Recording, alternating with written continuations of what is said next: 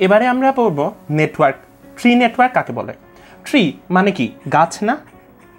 এখন গাছে কি থাকে? গাছে একটি প্রধান মূল থাকে এবং মূল থেকে শাখা প্রশাখা বের হয়। আমাদের ট্রি নেটওয়ার্কেও অনেকটা সেরকম। ট্রি নেটওয়ার্কের এই মূল হচ্ছে সার্ভার। এখন সার্ভার কি?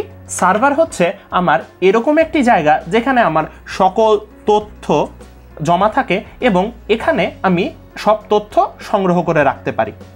এই সার্ভার থেকে ঠিক মূল থেকে যেরকম শাখা প্রশাখা বের হয়, ঠিক সার্ভারের এই সার্ভারটি থেকে আমার শাখা বের হয়ে আমার নোড সৃষ্টি হয়। আর এই নোড কাকে বলে? নোড মানে হচ্ছে সার্ভারের সাথে যে কম্পিউটারগুলো যুক্ত থাকে এগুলোকে বলা হয় নোড।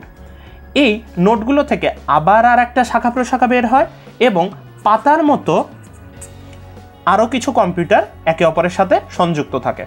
তার মানে গাছে যেরকম মূল থেকে কাণ্ড সৃষ্টি হয়, কাণ্ড থেকে শাখা প্রশাখা সৃষ্টি হয়, ঠিক তেমনি এখানে একটি সার্ভার থাকে। সার্ভার থেকে গাছের মতো করে কম্পিউটারগুলো শাখা প্রশাখা বিস্তার করে সামনে এগিয়ে যেতে থাকে। এই ট্রি নেটওয়ার্কের কিছু সুবিধা এবং কিছু অসুবিধা রয়েছে।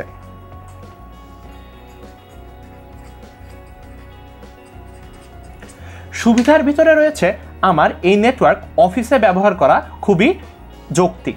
আমার অফিসে যদি বসের কাছে একটি কম্পিউটার থাকে তাহলে অন্যান্য সব এমপ্লয়ি কিংবা যারা কর্মজীবী রয়েছে তারা এই ধরনের নেটওয়ার্ক দ্বারা একে অপরের সাথে সংযুক্ত থাকে।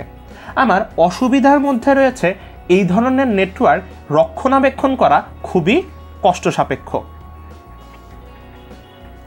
সুতরাং আমরা বলতে পারি যদি গাছের মতো নেটওয়ার্কটি বিস্তৃতি থাকে কিংবা গাছের মতো নেটওয়ার্কটি একটির পরে একটি সৃষ্টি হতে থাকে তাহলে আমরা তাকে বলি ট্রি নেটওয়ার্ক। ট্রি নেটওয়ার্কে মূল হিসাবে থাকে একটি সার্ভার।